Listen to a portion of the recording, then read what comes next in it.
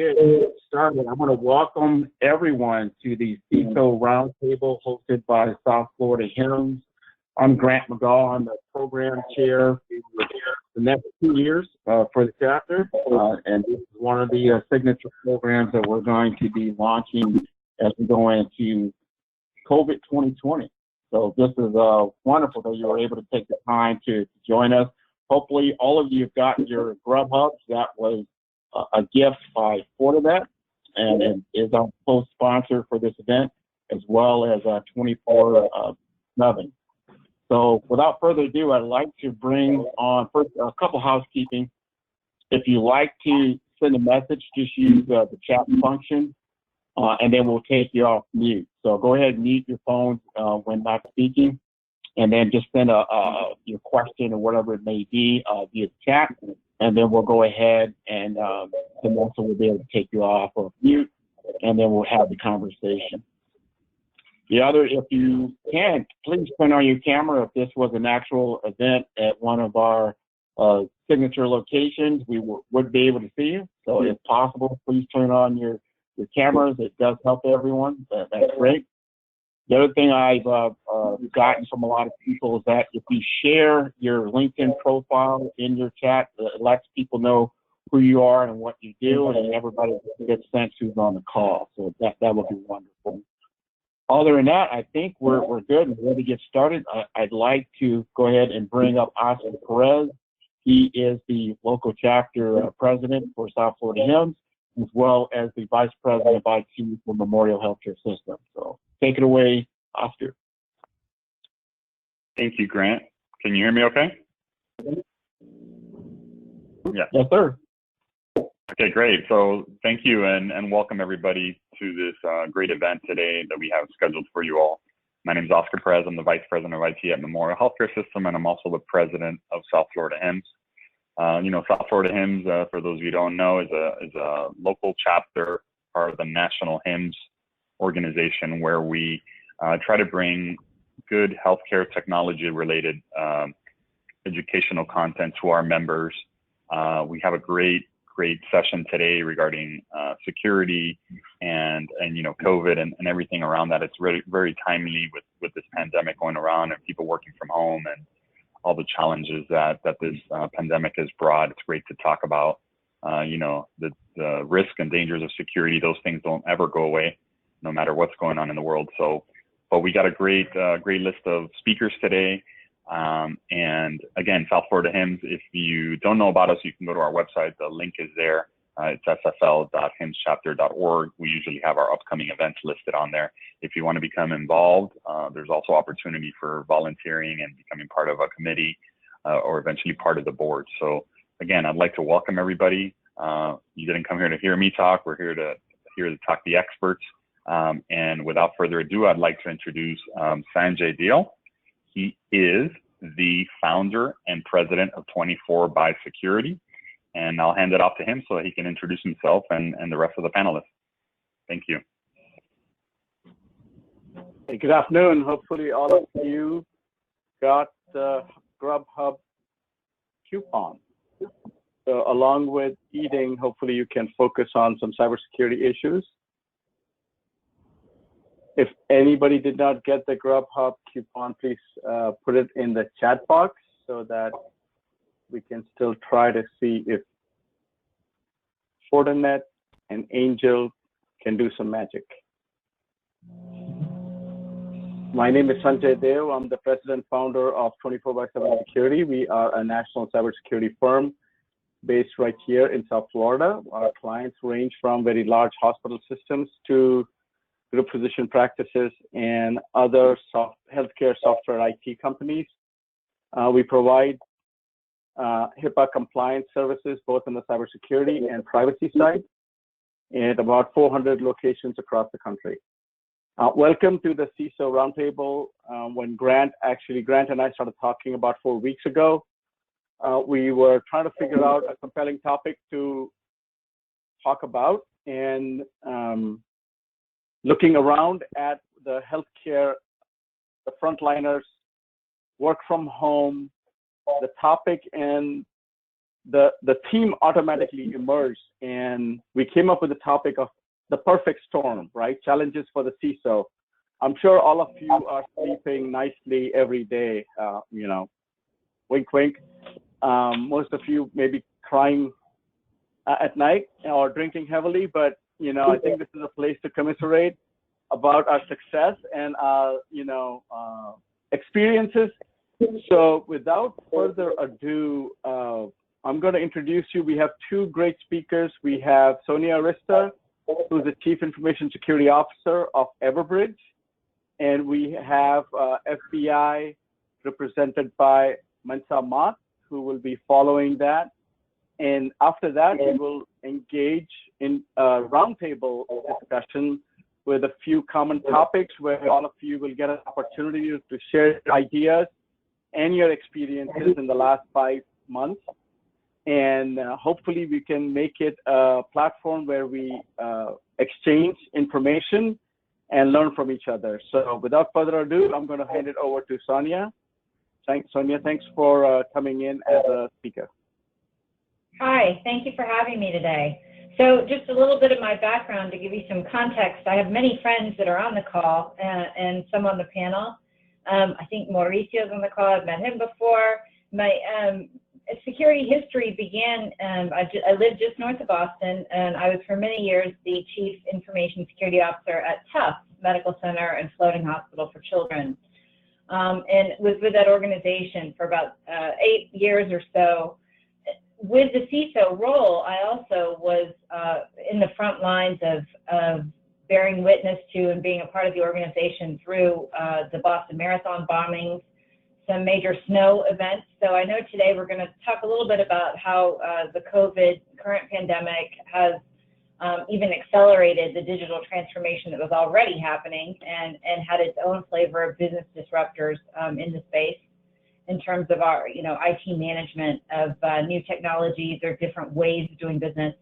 But I wanted to give you a little bit of my background in having sat through some, events that were not directly related to IT. In some cases, they did affect our IT environment. Right after Tufts, I did a little bit of consulting as a CISO for board level engagement and rapid sort of program alignment for a couple of companies in the Boston area before joining Fortinet, because I fundamentally felt that everything cybersecurity and IT related innately started with a network. So I ran their healthcare practice in US and Canada for a couple of years before joining Everbridge. And Everbridge is actually the world's leading critical event management company, which is more aligned to thinking around critical events and business continuity beyond IT. And we'll talk about that in a little bit later. So I think we can go to the next slide, please. Thank you. Let's talk a little bit about how COVID is changing the current technology. So everybody on the phone call is probably aware that the acceleration of digital transformation had some of the following, things happening in the environment, right? Online tools for telehealth, right? Patient care, patient expansion, community care, but also at the same time, our employee base was now out of our offices and expanding the network into online tools to fundamentally continue business and programs out in beyond the traditional workspace. So obviously, virtual care, telehealth implications, education and engagement with new and current, education around COVID symptoms, how to seek care, safe ways to get into our hospitals, all the video conferencing that's happening now, right, and collaboration and also trainings pivoted quickly, while trying to maintain some compliance standards. So in the beginning, federal government said, okay, from a HIPAA standpoint, we're going to make some concessions that'll surely be shored up after all of this pandemic is a little more either of a steady state or remediated. How do we maintain privacy and security standards still under the HIPAA guidelines with protecting PHI during this rapid expansion and potentially using new data sources? compliant collaboration, and the last bullet is really securing patient portals, but I'll also add we saw rapid expansion of employee portals as a lot of IT leadership and security leadership recognized that, proliferating VPN into their environment was not necessarily the safest answer to continue their business.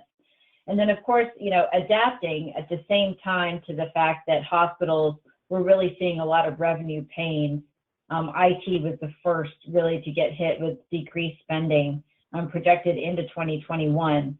I would parenthetically add that infrastructure, core infrastructure in particular, like network expansion, is still going to see some growth, but not probably at the same pace that would have been expected without the pandemic having hit the environment.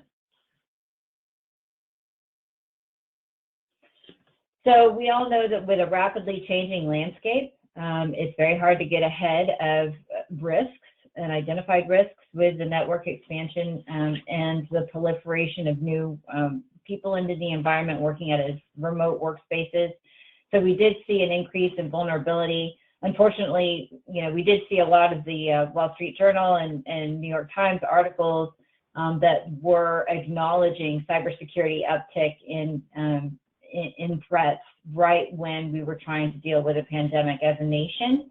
And then subsequently, in the months that followed, when there was a lot of attention paid to rapid vaccine development and research communities coming together, a new onslaught of cybersecurity threats hit the environment, specific to research hospitals or research entities that were trying to coordinate with pharmaceutical companies and trying to find a cure. A little bit of statistics here. I guess Bitdefender reported a 60% month-on-month increase in cybersecurity attacks to hospitals in the month of March. And C5, for those of you that don't know about the C5 Alliance out of Germany, has estimated an increase of 150% overall in cybersecurity activity increase. So let's talk a little bit about the future technology considerations. And certainly I hope that in the chat you can add to this list, as I know that many of you are closer to this than some of us on the phone. Certainly we're seeing the new normal, and we're getting used to the new normal in many ways.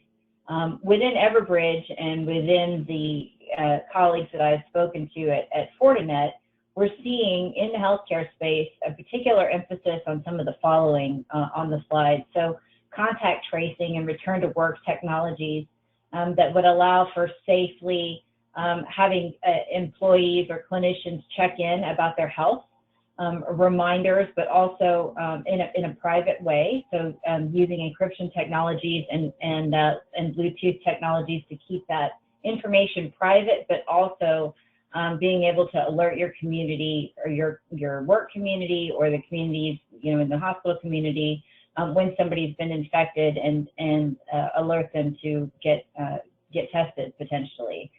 Digital wayfinding, as many hospital systems have been had to be creative about the way that they handle patient flow and trying to keep COVID case-related patients separate from other emergency, medical procedures.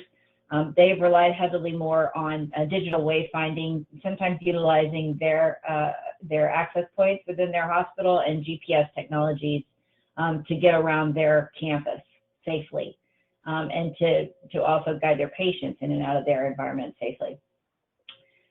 Social distancing mandates, continued role of telehealth, and of course, all of this is encompassing the need of more IT support in non-traditional technologies. So I alluded to the fact that, more Bluetooth and encryption-related technologies and with wayfinding, some of the AP technologies are now bearing this new paradigm of IT subsequent support for break fix.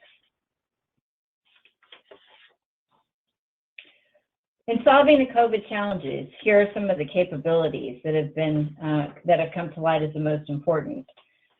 First of all, just to step back a moment, I wanted to define, critical events. So all of the IT and security professionals here in this forum and beyond sort of have recognized for a long time this idea of business continuity or incident response planning.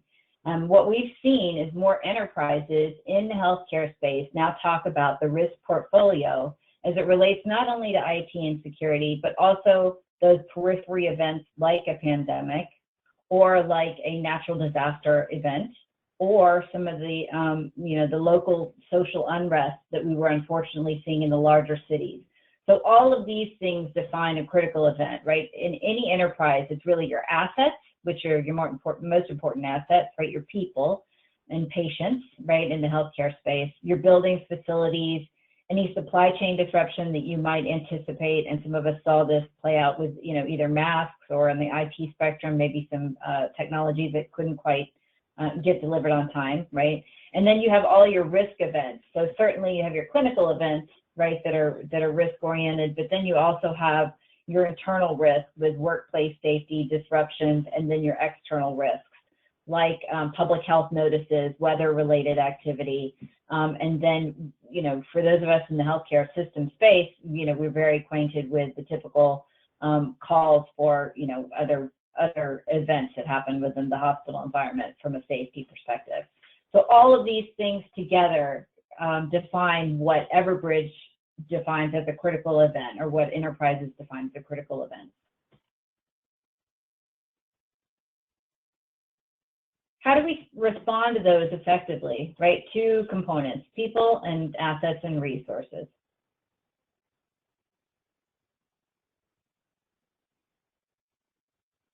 Many of you on the phone, I think if you click through a little bit, there we go. Many of you on the phone will recognize this. Many of you in the IT space will apparently know that the rally and respond time is the longest straw in the game, right? It's the time to respond. How do you get better? Well, I guess and the FBI agent on the phone can attest to this potentially, but how do you get less of boom from an incident response standpoint? How much have you really practiced for that rally and respond component? From a communication standpoint, if you're not using automation and orchestration in your IT environment, have you thought about increasing your dependency on that to shorten that rally and respond timeline within this paradigm?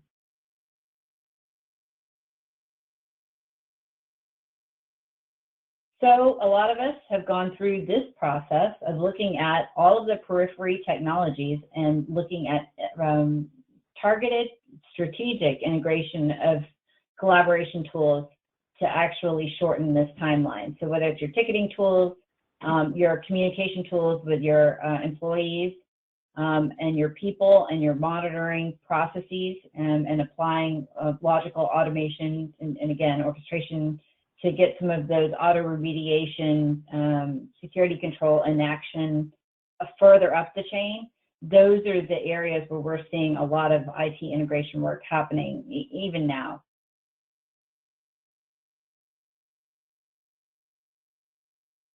So what does managing a critical event mean? Beyond the spectrum of IT or security, right, you're trying to assess the context and severity of what's happening, rapidly locate who needs to know, who is going to be in the front lines in terms of stakeholders for remediation, and what are your other assets for your organization that you need to locate rapidly to let them know that they need to be notified or take warning or take some sort of action. Then the action itself. How do you determine what action needs to be taken? How do you start to collaborate with the other people involved, first responders, for example, or others that might be needed for the response activities? And then post-event, how do you readily analyze the performance? So in the IT spectrum, we call this, it's kind of a sunset review, right? Or looking at how you post-analyze what you could have done better and adjust either your policies or your resource and processes accordingly.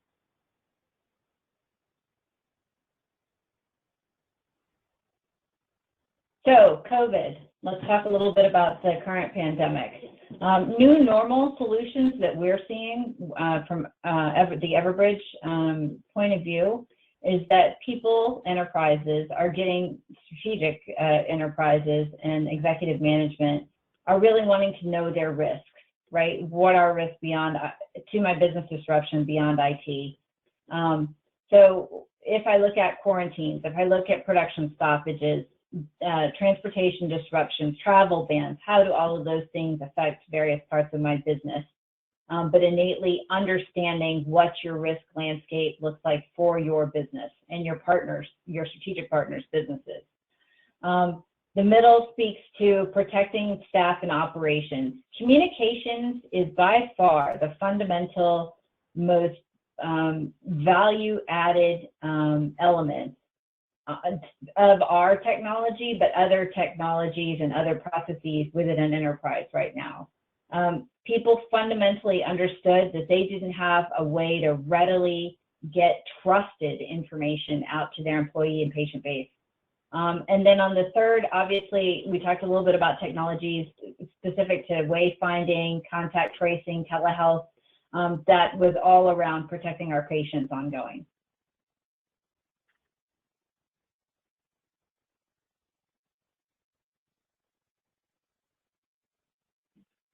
Couple of words on Everbridge, and then I'll turn it over to my friend Vinny to speak a little bit about Fortinet. Just again, iteratively, I talked about critical event management in general for any given enterprise. This is a critical event management slide meant to kind of impart what it means to our health system customers specifically. So Everbridge is helping health systems pay attention to their environment of care, right? Any man-made event, any man-made type of events that need to be alerted upon, overall safety and security, clinical operations, and then of course IT operations, which is what we focused on a little bit today. But that is to say that all of these things make up those critical events specific to the healthcare system, where Everbridge is helping our customers attune to and invest in these spaces.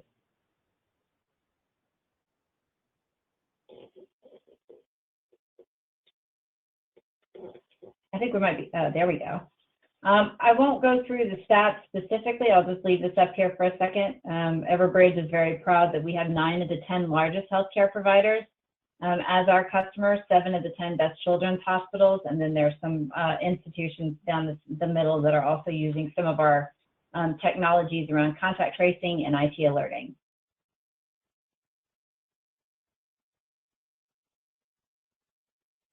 We also have significant market leadership in other verticals. We are proud to have customers such as Lowe's, Tiffany & Company, Deloitte, E&Y, anywhere where you have a global presence and you need to get information about critical events out fast, or these enterprise and global companies have dedicated teams for incident remediation.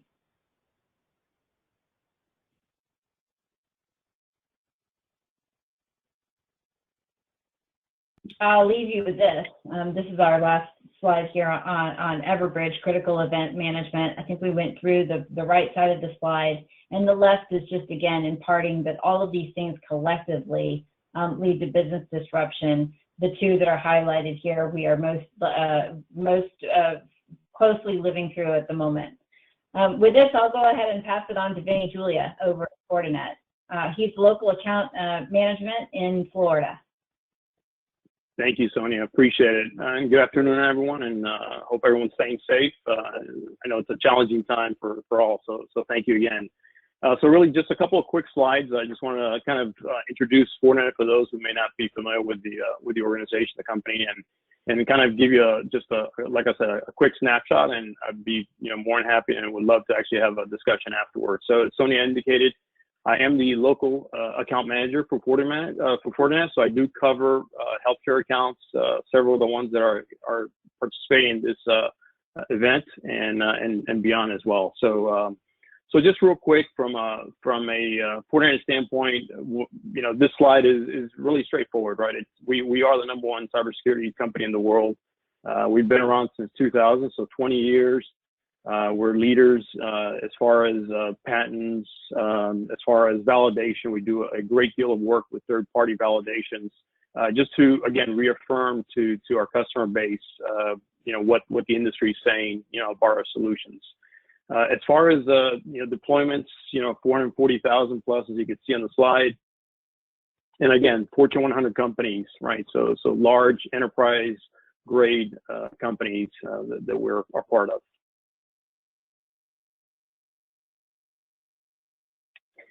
As far as some of the things that we're seeing, right, around cybersecurity and some of the challenges. So again, just listed a few of the ones that I'm constantly having conversations around, and really the three that to me stand out the most is the operational efficiency, cost, especially given the state that we're in with this whole COVID-19, and the compliance portion, right? Again, tying it back to that security and the integrity of the information. So those are three areas that we definitely really stand out from the rest of the competition. And our approach is really more of a holistic approach. It's not just a firewall. It's not just an endpoint protection. It's not just a mail protection or web. It's really that holistic approach where all of our solutions, from our endpoint solutions all the way through to our cloud-based solutions, are offering the telemetry and threat intelligence so that they could act upon it in a more automated type of manner. And then the last slide, again, the why Fortinet, right? So as I indicated before, our platform, we have a totally open API system. So we interface with a lot of partners that are currently in this space, and it's direct connection. So really to streamline the process and just make things much easier given the state that we're in. As I mentioned, the cyber physical coverage, our product line extends from the cyber portion to physical cameras, and again that holistic approach all through a centralized manager, which gives you truly that single pane of glass, which again it increases efficiencies and visibility into your environments.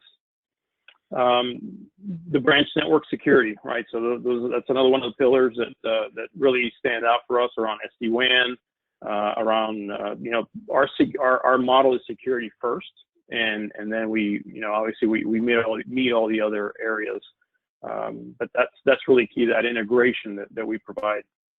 The processing efficiency is indicated in there, right? And this is what separates us from the competition is our own homegrown ASICs, which increases performance without increasing price. And because it's our own ASICs, we're able to truly control that price regardless of what's going on in the industry from just off-the-shelf processors. And the last piece is the high performance, again, all tied back to our ASICs, and we've been doing this for 20 years, right? So we're on multiple generations of our ASIC design, and again, third-party testing, validation. It's not just us saying it. So one of the things that I definitely want to leave with you is when you think of Fortinet, you think price, performance, and across multiple solutions, right? Not just firewalls. As I mentioned, our portfolio has 40 plus products, and again, all integrated and fully functional. So again, I would love the opportunity to have a discussion, one-on-one or after this call, if possible, and definitely I'd like to share more about the what we're doing, and especially in the healthcare space. So with that, that's my piece, and I wanted to hand it over to Mensa. Mensa, if you want to go ahead and introduce yourself, and we'll take it from there. Thank you. Thanks, Vinny. Appreciate it. So good afternoon, everybody. Appreciate you guys giving me the opportunity to talk here. Again, my name is Mensa Ahmad. I'm a computer scientist here at the Bureau. Just a little bit about what I do. Essentially, computer scientists are technical consultants. We help the agents who provide the investigative muscle with the technical perspective. So typically day to day, my job, duties can go from software development, IT work, or forensic analysis. So that's a little bit of the background on kind of what my role is in the course of an investigation. So I want to start with talking about IC3. For anybody that don't know, IC3 is the Bureau's platform for reporting internet crime. Not only does it do that, but it provides security alerts and annual reports. What I want to highlight are the annual reports provide details and statistics on what the Bureau sees across the country in terms of internet crime. If you went on there to today, you would see that a lot of the cases are regarding phishing, BEC, business email compromise, and we're seeing a rise in ransomware cases. If you also were to look on that, you would see that Florida is in the top 5 in terms of number of victims as well as dollar amount loss. Okay. So within the last year, I don't know if you guys remember, but Lake City was hit for almost $500,000 in a ransomware attack. Same year, Riviera Beach hit for $600,000. So these attacks, you know, they're quick and they can be very costly. Just last week, I don't know if some of you may have heard about Carnival being hit by ransomware. So we're seeing the ransomware trend upward, and we expect that trend to continue going forward. That being said, I'd like to get into a case study that I've brought for you all. And I apologize, some of the details are going to be vague, as I can't comment on some of the finer points, but I still believe it'll get the point across. So a few years ago, a victim, we'll call him John Doe, reported to one of our field offices that he was a victim of a cyber attack. So John Doe happens to be a doctor and a partner at ABC Urgent Care, right? So he first noticed something was off when his workstation was operating slowly, which isn't necessarily a cause of concern. You know, computers, they mess up, may or may not be anything. But by lunch, he noticed that he couldn't access any of his files and the internet went down. So now alarms going off in his head. So what does he do? He contacts his IT department, who he was contracting with a third party, which was CVA Solutions.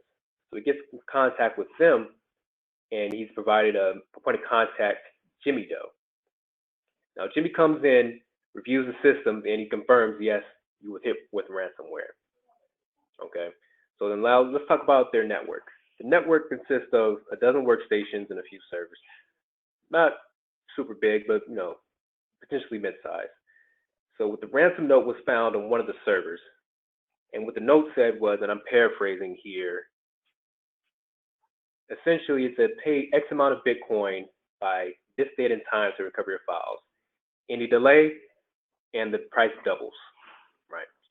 So it's at this point, and this is the same point that any victim of ransomware attack comes to, they have to decide, are we going to pay the ransom? Or are we not going to pay the ransom? Right. So FBI, we recommend victims not to pay the ransom. We say this for 2 reasons. One being, there's no guarantee you'll get your data back. And the second being, you're going to further incentivize future attacks. Okay. So let's talk about what John Doe did at ABC Urgent Care.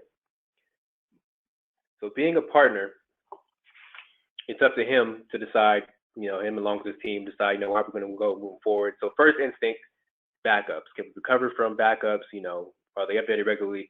In their policy, unfortunately, no backups.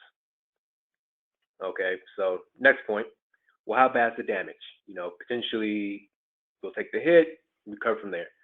Well, remember the network consists of workstations and a few servers. A few of the workstations are encrypted, you know, not too bad. Wipe the OS, reinstall, you know, we can move forward. That's fine. But what else was damaged? Well, they lost a mail exchange server and they lost a patient medical database server. So imagine how far you're going to go with losing that.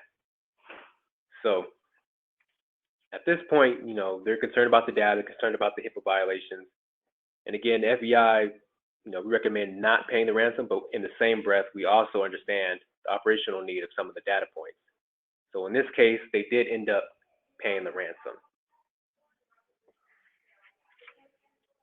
So it took about a week. They did contact the attacker, and they were provided a decryption key and the decryption instructions.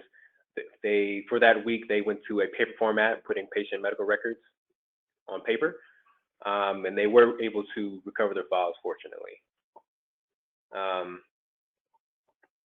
So let's talk about, you know, so what happened? How, you know, did the attacker get in? So it turned out the attacker got in through RDP. So that was the method of intrusion. With that, he sat in that network for about a month before he dropped his ransomware payload. and the ransomware turned out to be a crisis variant. Okay. And so that concludes the case for the finer details. What I like about this and why I usually provide this case is that it highlights a lot of the weaknesses or flaws that we at the Bureau see when we receive these reports or respond to these incidents. Namely, in this case, no backups and unsecured RDP, right? Most oftentimes when we respond to these cases, the method of intrusion is not highly sophisticated from a technical perspective. It usually always involves some form of human error in the form of somebody clicked a link, somebody opened an attachment, or some social engineering vector. So that's why I usually stress, or to follow standard protocol, make sure your users are well informed on some basic cybersecurity standards, right? So to close, I'd like for everyone to ask themselves a few questions. One being, am I confident my users can spot a phishing email? The second being, are my backups sufficient? Are they updated regularly? Are they properly isolated? Lastly, in the event of an intrusion, are you confident in your response time with detection and containment? Right? And if the answer is yes to any of those questions, it may be worth a revisit on your policy. So that's all I have for you guys. If you have any questions, again, my name is Mensah Ahmad. I can be reached at mmaat@fbi.gov. I'm going to kick it back over to Sanjay. Excellent. Thank you, Mensah. Appreciate your sharing the case study. I'm sure all of you have a number of questions. So if you have questions, we can pause for a second if you want to type them in the chat box, or maybe what we can do is there are a few CISOs on the call. If you don't mind, maybe introducing yourself, so we can go around the platform, and maybe I don't mean to pick Richard, but Richard, if you want to give a quick intro, who you are, who do you work for, and if you have any questions for Mensah, I think that would be a great way to start. Sure. Thank you, Sanjay. Good afternoon, everyone. I'm Richard Labella, the Chief Information Security Officer for Vitas Healthcare. I have a little bit over 25 years in cyber defense, and I've been implementing and designing programs for many years. But I don't really have any questions. I do appreciate the opportunity and the ability for the FBI to be so forthcoming in the information, and this sharing roundtable is a really good idea. But no questions for me. Thank you. Anybody want to jump in? Jesus, you want to go next and just do a quick high-level intro, who you are, who do you work for, and then any questions you have? I have a bunch of questions I can start asking, but I think it'll help everybody introduce themselves. Yeah, good afternoon, everyone. My name is Jesus Diaz. I'm currently the Director of Nursing and Clinical Informatics at the Memorial Healthcare System. I have the pleasure of working with Oscar Perez. This is one of my first forums. I also serve as the co-chair to the Communications Committee with South Florida HIMSS, so that's the first time for me. I'm becoming more engaged with these types of forums. I find it very interesting as these happenings are occurring more and more often, especially since the work is really going more virtual and such. So I see a lot of opportunity and fortune.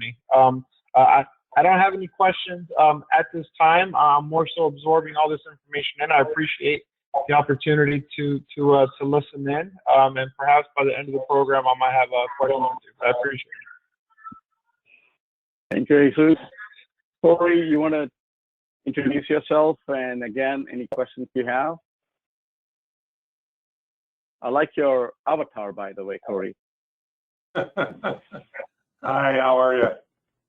I'm Corey Hall. I'm Corey Hall, and I'm the CISO at the University of Miami Health System.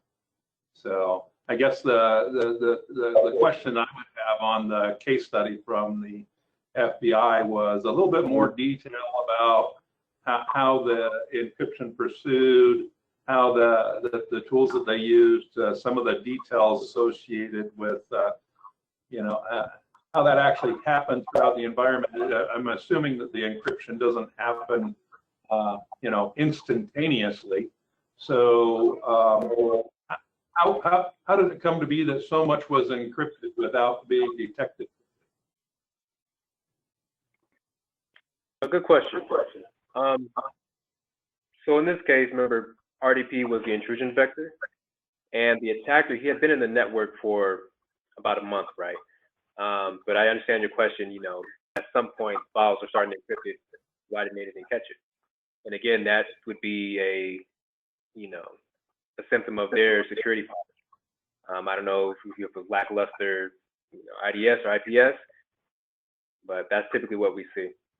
So how long did it take? So what was the distance between, the time under which he started the encryption process? I'm assuming then that they would have to have a huge number of, what can I say, agents running across the network to do the encryption in any kind of timely fashion. And how would that, not shut down some of the databases almost immediately? Some of the databases did get encrypted. The patient management database, that data that was encrypted. The whole span took about 3 days as far as the initial encryption starting and completing remediation. 3 days is an awfully long time. For the thing to actually pursue. It's just really interested in how that all developed over time, and what tools were in use at the time, and how it actually ended up happening. Okay, thank you. Thank you. If I may add, I went through over the last 1 year, I've handled about 20 ransomware cases, and I'm not representing anybody but myself. So, but the latest one that we had down in Miami, 2 variants. One of them was cobalt blue initial, which came in through a business email compromise, and it was a 3-week period in which the hackers basically had access to the network. It's about a 4,000 employee company, and so they basically were deploying not only cobalt blue, but after forensics, we found out that they also installed Mimikatz, which was delivered through cobalt blue. One fine day, I won't get into details of the dates and stuff like that, but one fine day at about 6 a.m. So for 3 weeks preceding this date, nothing happened. Only cobalt blue was being detected by Sophos. Sophos was detecting it and killing it, detecting it, killing it. We had about 50 to 60 instances across the whole company. And on a Friday morning at about 6 o'clock in the morning, one department started calling the help desk, say, I don't have access to my machine, and I have the screen locked up. And in a matter of about from 6 a.m. to about 10 a.m., in about 4 hours, we had over 200 users that were that had the same message across the screen. And it took us about 72 hours to negotiate a ransom. We had to go back and forth about twice price. We had to write a letter to the hackers with a sob story about COVID-19. It was a healthcare organization, and they dropped the ransom from $550,000 to about $450,000. And when we tried to renegotiate that amount to below that, pleading that our medical centers are closed and we can't deliver service, they basically came back and said, we have a copy of your books and we can't, we know you can pay that amount. And so we give you 24 hours to pay, right? So that was one very distinct, where there was a 3-week period before which they came, did reconnaissance, and they weaponized the agent. And then on one fine day, they basically using command and control encrypted. Go ahead, Corey, you have a question? No, I'm just going to say, so I can understand that happening on the workstations, you know what I mean? But it would take a week to encrypt some of the large databases. Actually, they were able to do 20 of the servers, which were very large, million and above PHI records. They also were able to do that in a 6-hour period. In a 6-hour period, okay. Okay. Yeah. And so anyway, so that was, yes, sir. When you said Sophos, I'm assuming it's Sophos on the endpoint, not a mail gateway. I was just trying to understand what layers of protection they had in place. So the protections in place were they did have a mail gateway. They did have firewalls through which it came. On the endpoints, they had Sophos Enterprise, but the Cobalt Blue was pretty sophisticated in the sense it was able to laterally propagate. So they did not have any I would say more advanced malware protection like a Carbon Black or a CrowdStrike or Endgame. They didn't have any of that. They just had the standard form of antivirus. Gotcha. And when you were seeing those Sophos alerts, were you seeing them from a mail gateway or were those on the endpoint? They were from the endpoint. Gotcha. Thanks. And do you find that most people, Sanjay, they have local administrative access on their computers as well? I know it sounds like a silly question. No, you're absolutely right. You're absolutely right. In the last 30 days, we've taken away all admin access to everybody. You have to come and beg and plead and bring a large suitcase of money to get admin privilege. So we don't allow that anymore. Okay. Thank you. That was a great question. Nilsa, you want to go next? Sure. Good afternoon, everyone. Nilsa Ramos, Director of IT over at Orange Care Group. Work very closely with Sanjay and Grant. Just like I believe Jesus earlier today, this is my first South Florida HIMSS security roundtable. I am a member of the HIMSS South Florida chapter. So, no questions right now, definitely learning a lot and just excited to work with you and partner with you in future endeavors. But thank you. Thanks, Elsa. Joanne, welcome. Do you want to introduce yourself and have any questions for any of us, including the FBI, Sonia?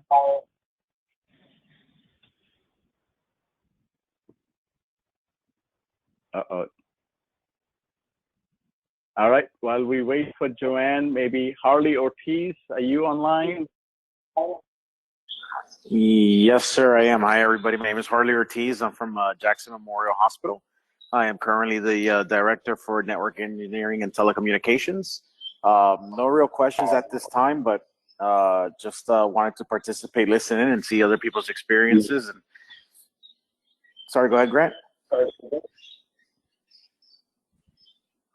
Okay, so Thanks, Harley. That was it. Thank you. Carolyn, welcome. Do you have a few words? Introduce yourself and any questions, comments? Sure. I'm Caroline Reyes. I've worked with Sanjay at a previous company. I've been in security and IT probably over 20 years. I'm not in a healthcare company currently, but I like to keep abreast of things because I have worked in healthcare companies previously. I found the topic interesting. I'm glad to hear everybody's perspectives. I don't have any real questions right now. I'm just enjoying the conversation, learning. Awesome. Thank you, Carolyn. Appreciate it. Jay, are you there? There you go. How you doing? Yes, I'm here. Yeah, my name is Jay Switzgable. I am the Chief Information Security Officer with Modernizing Medicine.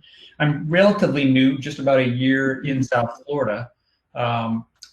Very new to HIMSS and to this forum, but I've been looking for about a year now since I've been at the company for a kind of a CISO community forum that this might be just perfect for. So really excited to get engaged and meet some more people. Unfortunately I had a conflict and I joined this just about a half an hour late, so I missed most of the great content. But I hope to stay engaged going forward. I'm looking forward to it. Awesome. Thanks, Jay. Mauricio, you want to go next? Sure. Mauricio Angie, I'm the Chief Information Security Officer at Mount Sinai Medical Center. Thank you, Sanjay. Hey, any questions for the FBI? You may want to talk a little bit about InfraGard and your relationship with Dave. Yes, thank you so much. Yes, I'm currently the president of the InfraGard South Florida chapter, the South Florida Members Alliance, and we are a 1,200 member strong community partnering with the FBI. The InfraGard is a public and private venture where it is mainly for us to communicate and share information about the critical infrastructure of the United States of America. Our SA coordinator in charge is Dave Nunes, who has been really nothing but a great partner. We're trying to put together a couple of webinars coming up with FBI. And one of the sectors that we've concentrated heavily on cybersecurity for the past 2 or 3 years, rightfully so, if you listen to what is going on right now. But Dave has brought up good points, maybe where you need to focus more on other critical infrastructures. And one of the areas that we're going to concentrate coming up is agriculture, supply chain. And it's amazing how Dave and the FBI look at these issues, and we have no idea. So thank you, Sanjay and Grant, and all of you guys and ladies for participating in today. This information sharing is important to all of us. We can all share and learn. Thank you, Sanjay. Thanks, Mauricio. Last but not the least, Frank, thanks for joining. If you have any, can you introduce yourself? And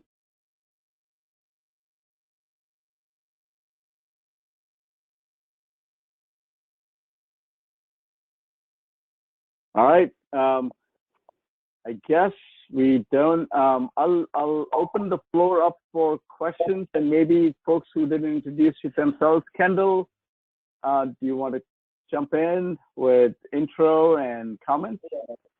Yeah, thank you. I actually do have a question, and I see Frank put something in the chat group there. He doesn't have a mic. Okay. So I represent South Florida HIMSS as president-elect. I've done a lot with advocacy, so I represent HIMSS from a Florida level at our state capitol and talk to representatives about health IT. But my paying job is within Genius Med. It's a charge capture solution, and I manage the Ascension and Advent accounts, as well as find new accounts, new logo accounts for our organization. I have a question in terms of cybersecurity and telehealth. We are using lots of different platforms like the one today. From a cybersecurity perspective, from both patients as well as providers and HIPAA, how is cybersecurity interchanging with the different platforms that are out there, both like GoToMeeting, Zoom, Teams? I know Moffitt Cancer Center is using Teams for their telehealth platform, and then MD Live and all of the other telehealth platforms that are out there. You know, how does cybersecurity affect telehealth? And I don't know who on our panel that spoke can talk to that, but do you have any recommendations from a provider as well as a patient perspective on that too? Yeah, this is Sonia. I absolutely have insight there. I think it's important to keep in mind, you know, CISOs were always traditionally handling sort of the influx of consumer-based applications now in the enterprise. When everybody went remote and we had to care for patients, even more so, right? The more readily available or popular apps like Zoom really got a lot of traction, right? And we're seeing that play out in the school system as well. One of the things that always concerns me as a cybersecurity professional is that it's very hard to see under the covers of any app, right? It has its reputation on the store. That doesn't tell you anything about the source code, you know, data validity, or any of the secure coding practices and architecture from an engineering standpoint. So if you are a health system, you have to be very careful in engaging a partner to help you assess risks specifically for those apps. The other catch-22 or the other landmine that I would be cautious about is we heard from many customers in the healthcare space that legally, they had to put new protections in place to share liability in using these apps than they had before, acknowledging that they had now data retention targets that they had to meet, and or they were looking to integrate within the EMR because they had to capture those sessions as part of the formal patient record. So there's a kind of a data integrity component from a cybersecurity standpoint that you should be aware of. There's a data extraction component with a lot of these apps that are potentially, they can be created anywhere and put on the store, basically. So you may have data that you're, traversing into the Ukraine or other nation states inadvertently because of the way that their data flows are constructed with the storage.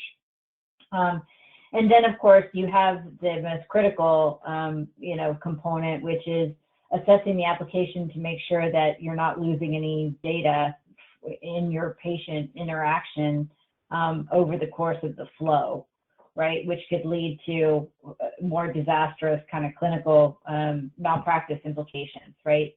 So I think at the forefront, clinicians were concerned about capturing that information within the medical record. I know the compliance areas certainly were concerned about that. From a cybersecurity standpoint, you had a lot of various areas and clinical services that were trying to rapidly onboard with their own application du jour, and the security team was rapidly trying to assess all of these applications that were coming in. And then from a legal standpoint, you were trying to make sure that any subsequent, terms and conditions that you were signing up for kept in mind like security attributes, privacy attributes, and downstream liability if any kind of course of care was being dependent upon use of those telehealth apps. Does that address your question?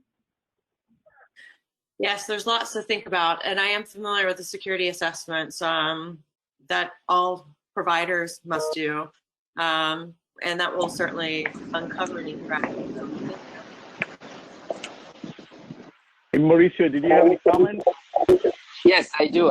To add to that comment, it's worth reminding everybody that these times that are precedented, we never went through real life. We tested, we are, our incident response plans. But one thing that I would add is a lot of the doctors and healthcare workers, when they are trying to do telehealth, sometimes they're not using our equipment that is secure, that it has the controls required to protect against all these attacks, and they're using either their own devices, their home devices, and that's something that we're not paying attention to. And I would like to, all of us together think about it. Is, we have policies in place, but when it comes to this, our patients, sometimes the healthcare workers want to help and make sure that they can communicate, but they don't understand the risk that they put in organizations and themselves, privacy and security when they use their own devices. So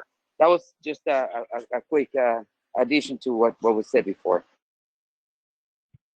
Yeah, it's funny to think that 5 years ago, everybody was more concerned about patient information being texted, and now the problems have just expanded incredibly. Beyond texting is the least of our worries. Not that it's not on the list, but now we have imaging and virtual sessions like this that might disclose information.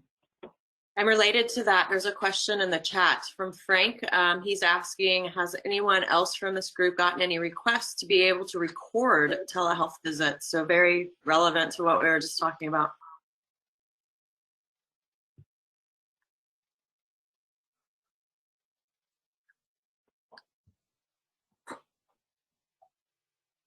I guess. So I can say that at Memorial, we don't currently record telehealth visits. They're recorded as a patient encounter, but the actual visit itself, that's kind of scary to think someone would want to record that and store it, and that opens up a whole can of worms. But no, that's not something we're currently doing. We certainly had an extended compliance discussion the other day about what could be recorded and what shouldn't be recorded and what was there, and certainly we came to the conclusion that we shouldn't be recording or retaining recordings. That anything that was clinically significant that was observed during the thing would be documented in the record, just like you would an inpatient visit and encounter with that. So we certainly don't have any intent to record or retain any recordings, even if, let's say, temporary recordings are taken at one time or another for one purpose or another. The only instance that I've heard of it from my chair is the psychiatric encounters that were previously recorded as part of the care anyway, that have now gone into telesessions. Yeah, I would say that's absolutely true across the board. So somebody that's doing gait analysis or a recording that was taken for one reason or another in the normal care process, certainly those recordings would be retained in the same way that we would retain them in other environments. So, Frank, hopefully that answered your question. The last person who just joined, William Virtue. William, do you want to take a couple of minutes and introduce yourself? Hey, sure thing. Can you hear me all right? Yes. Sorry for the late join. Had to reinstall the client yet again. So I work here at Connection in the security practice. My focus is on primarily the security services that we offer. And that includes things like penetration testing, vulnerability scanning, managed security services, product integrations. We get in and install and stand up and configure. And along with that, we have a suite of security compliance assessments that we offer. So SOC, FISMA, FedRAMP, and it runs the gamut of the alphabet soup. But that also includes HIPAA, high trust, and meaningful use. So we do have services here at Connection where we can come in and do a HIPAA gap analysis against a security rule, as well as an attestation in a high trust environment, as well as meaningful use assessment. So lots of things that we can offer here on the compliance side.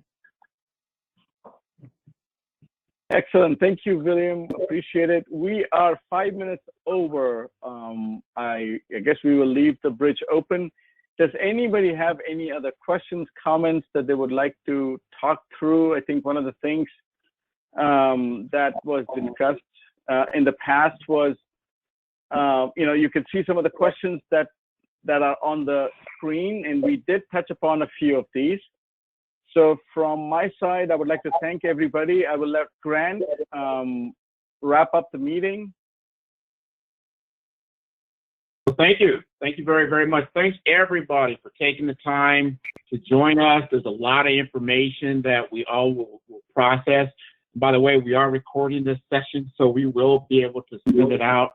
So you'll be able to really take a look at what was stated. And we did have 5 questions there. If there were questions that you wanted to ask but didn't have the availability to do, please go ahead and send us that request, and we'll get them answered either by Sonia or by Mensa or possibly Sanjay as well, and Vinny. So we'll get those answered for you. This is the start of hopefully many. We've got Cybersecurity Month coming up, I believe, in October, and we are looking to do another event. It won't be private, it'll probably be public, but this will be an opportunity to really drive into cybersecurity, because I'm seeing that human factors are a huge problem. And you can't always control that, but you can educate the population to what cybersecurity steps need to be taken by everyone to secure our data. So thank you very much. If anyone has any other questions, we'll go ahead and adjourn. Thanks, everybody. Appreciate it. Have a great day. Thank you.